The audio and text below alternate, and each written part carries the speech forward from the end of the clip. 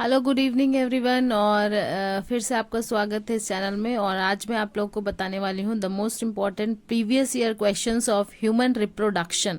तो human reproduction का जो सबसे इम्पॉर्टेंट क्वेश्चंस है जो प्रीवियस ईयर में पूछा जा चुका है वो आपके इस बार के एग्जाम में भी आने के 100% चांसेस है। तो चलिए देख लेते हैं क्वेश्चंस क्या है। ह्यूमन रिप्रोडक्शन का पहला जो क्वेश्चन इंपॉर्टेंट है जो कि 2014 में पूछा जा चुका है वो है the number of chromosomes in fertilised egg of human beings is. Human beings में number of chromosomes in fertilised egg, एक फर्टिलाइज्ड एग जो है उसका क्रोमोसोम्स कितना होता है ना। The number of chromosomes in fertilised egg of human being is, तो वो कितना होगा बच्चों? 46 होगा, क्योंकि स्पर्म और ओवम दोनों मिलकर के क्या बन जाएगा? जायगोट बन जाएगा। और जब वो फर्टिलाइज कर जाएगा तो टोटल क्रोमोसोम्स कितने हो जाएंगे? 46 हो जाएंगे। तो A is the correct answer. ठीक है, A is the correct answer. दूसरा क्वेश्चन क्या बोलता है, देखिए Sertoli cell are present in, ये 2014 में अगेन पूछा गया क्वेश्चन है। क्या बोलता है? सर्टोली सेल्स कहाँ पर पाए जाते हैं? तो सर्टोली सेल्स जो है वो टेस्टिस में पाए जाते हैं। A is the correct answer. Third number question हम लोग देखेंगे। तो थर्ड नंबर क्वेश्चन में Leydig cells are present in, Leydig cells कहाँ रहता है? Leydig cells are present in, है ना। तो लीडिंग सेल्स जो है बच्चों ये भी कहाँ रहता है? टेस्टिस में रहता है। तो B is the correct answer. Next question क्या है देख लेंगे। How many sperms, how many sperms are produced from a single spermatogonium, एक स्पर्मेटोगोनियम से कितने स्पर्म बन सकते हैं? तो एक स्पर्मेटोगोनियम से बच्चों जब डिवाइड करेगा एक स्पर्मेटोगोनियम तो पहले होगा माइटोसिस, माइटोसिस होगा तो 1 से 2 बनाएगा और 2 बनाने के बाद फिर 4 बनाएगा। तो टोटल कितने हो जाएंगे? 4, है ना। तो एक स्पर्मेटोगोनियम कितने स्पर्म्स बना सकता है? 4 स्पर्म्स बना सकता है। तो ये बात ध्यान रखेंगे। Next, acrosome of sperm is found in, 2022 में पूछा गया क्वेश्चन है ये। Acrosome of sperm is found in, acrosome कहाँ होता है?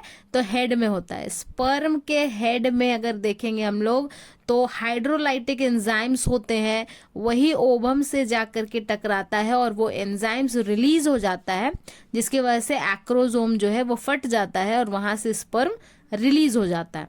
तो acrosome of sperm is found in, कहाँ रहता है? वो हेड में रहता है। ठीक है, 2022 में पूछा गया क्वेश्चन है। नेक्स्ट क्वेश्चन क्या है हम लोग देख लेंगे। तो नेक्स्ट क्वेश्चन है क्वेश्चन नंबर 6।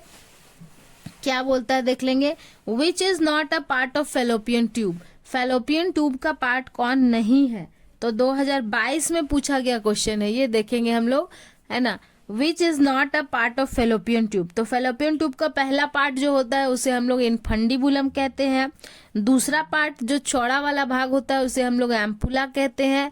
और थर्ड वन इज इस्थमस। ठीक है, तो ये 3 पार्ट्स होते हैं जो कि फेलोपियन ट्यूब के होते हैं। और सर्विक्स जो है वो फेलोपियन ट्यूब का पार्ट नहीं है बट फीमेल रिप्रोडक्टिव सिस्टम का पार्ट होता है। तो यहाँ पर पूछ रहा है नॉट, कौन फेलोपियन ट्यूब का पार्ट नहीं है? तो A is the correct answer. Next देखेंगे हम लोग 7 नंबर क्वेश्चन। 7 नंबर क्वेश्चन क्या बोलता है देखिए। After ovulation Graafian follicles are, ovulation के बाद ग्राफियन फॉलिकल्स क्या बन जाता है? ये भी 2022 में पूछा गया क्वेश्चन है। तो ओव्यूलेशन के बाद ग्राफियन फॉलिकल्स जो है वो कॉर्पस ल्यूटियम में कन्वर्ट हो जाता है। Corpus luteum is the correct answer. Question number 8 क्या बोल रहा है देखिए। Eight which stage oogenesis starts in human female, human female में oogenesis कब स्टार्ट होता है? 2023 में पूछा गया क्वेश्चन है ये, रिसेंट में, ध्यान देंगे। oogenesis ह्यूमन फीमेल में कब स्टार्ट होता है? During embryonic development is the correct answer, A number, है ना। माँ के पेट में जब बच्ची गर्भ में रहती है 1 मंथ की, तभी जो है वो oogenesis स्टार्ट हो जाता है within 1 month of fetal stage. ठीक है, तो ड्यूरिंग एम्ब्रायनिक डेवलपमेंट। तो आगे बढ़ते हैं हम लोग। तो ये हो गया क्वेश्चन नंबर 8। नेक्स्ट क्वेश्चन क्या है देख लेंगे हम लोग। तो नेक्स्ट क्वेश्चन है बच्चों क्वेश्चन नंबर 9। क्वेश्चन नंबर 9 क्या बोलता है देखिए। The animals in which embryonic development completes inside the female body are called, 2023 में पूछा गया क्वेश्चन है ये।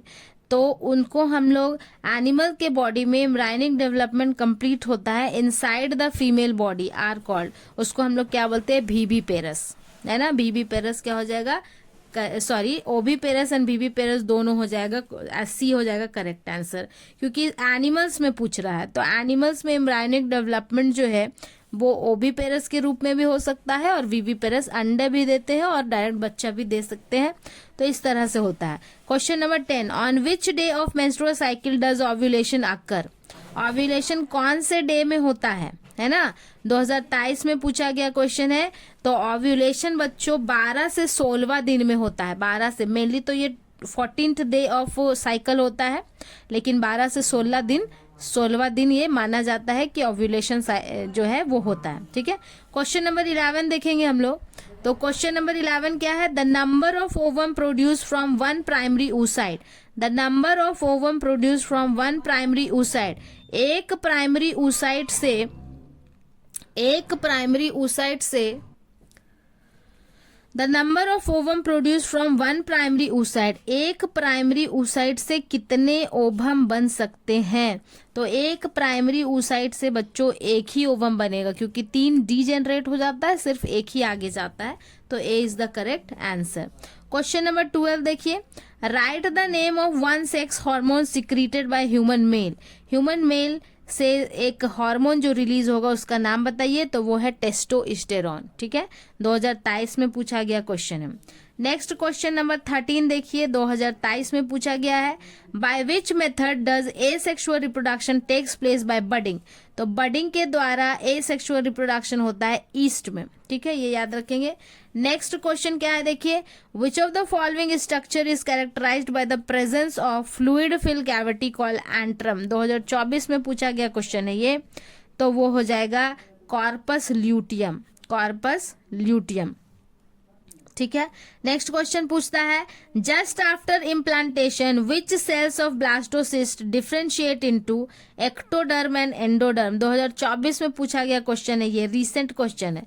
कौन सा इम्प्लांटेशन के बाद which cell of blastocyst differentiate into ectoderm and endoderm, कौन सा सेल है जो एक्टोडर्म और एंडोडर्म बनाता है। तो इसमें क्या हो जाएगा, कौन सा सेल हो जाएगा बच्चों, कौन सा सेल है जो एक्टोडर्म और एंडोडर्म दोनों बनाता है। तो इसमें आपका हो जाएगा दोनों एंडोडर्म और एक्टोडर्म बनाने वाले सेल्स जो है वो यहाँ पर नन हो जाएगा आंसर।